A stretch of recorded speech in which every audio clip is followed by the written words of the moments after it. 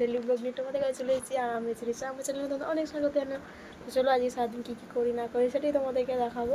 তো এখন বাজে বেলা 11টা বেজে গেছে, মা এখন রান্না করছে, চলো দেখাবো। হ্যাঁ, শাক হচ্ছে এখানে একটা, আর শাকের তরকারি হচ্ছে, সব পাগিয়ে ঝুলে সবজি দিয়ে শাকের তরকারি একদিন ঢালছি। এই নাইটিটা যারা ভিডিও দেখেছো তারাই জানতে পারবে এই নাইটিটা কবে দিয়েছিলাম। আর ওখানে আমার জাল দিচ্ছে। এইটা আমাদের নতুন হয়েছে কাটা মুটা। তো চলো সারাদিন কী করবি না করে দেখতে থাকবো। এখন একটু পড়াশোনা আছে, পড়াশোনা করে নিই। আমাদের হয়েছে আজকে কি রান্না হচ্ছে দেখো, ভাত হয়েছে, এখানে আমি ডিমের ঝাল বানিয়েছি, আর এখানে কচু আলুর ঝাল, আর এখানে সেই শাক চচ্চড়িটা হয়েছে, আর এটা ভাত আছে। আজকে অনেক ভাত হয়ে গেছে, আর এই ডাল, আর সবার খাবার তোলা হয়ে গেছে, তাই জন্য সব খাবার শেষ।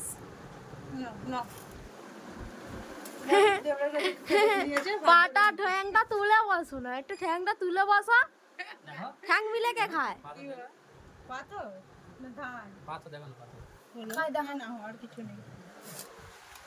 মামা ওইখান থেকে থালাটা নিয়ে আসো। চলো এগুলি সবাই খেয়ে নি, সবার খাবার তোলা হয়ে গেছে। একটারও জুতো নেই, আর দীঘায় গেলে যে পরবো জামা, প্যান্ট টপ নেই, সানস্ক্রিন নেই, আর কি বল বল তো এরকম প্যান্ট টপ বললাম তো, আর কিছু না, আর কি আর কিছু না, আর কিছু থাকে বল। আর জুতো নেই, পায়ের জুতো আর থাকবেও না, থাকবেও না। ওই জুতোগুলো যা আছে ডাস্টবিনে ফেলে দিয়ে আসবি। আরে ওগুলো কি দীঘায় পরে যেতে পারবো? দীঘায় পড়তে গেলে হাই চাপ ভালো চাই, ভালো জুতো। ওখানে তো দীঘায় গেলে তো হিল পরবো না, ফ্ল্যাট ভালো হাই চাপো। দাম দিচ্ছে তো বলিনি, দাম দিচ্ছে তো আমার আছে অনেক। তোমার দীঘা যাবো, তুমি যাবে, তোমার একটা কুর্তি আমি কিনে দেবো তোমাকে। না, আমি তোমাকে একটা কুর্তি কিনে দেবো। আমাকে আর দয়া করে কুর্তি কিনে দিতে হবে না, আমার যা আছে আমি ওই পরেই আমার সন্তুষ্ট। না কুর্তি না পরলে তো আমরা ঢেউ খাবো কি করে? ওর ঢেউ খাওয়ার দরকার নেই, আমি বুড়ো বয়সে ঢেউ খেতে আছি।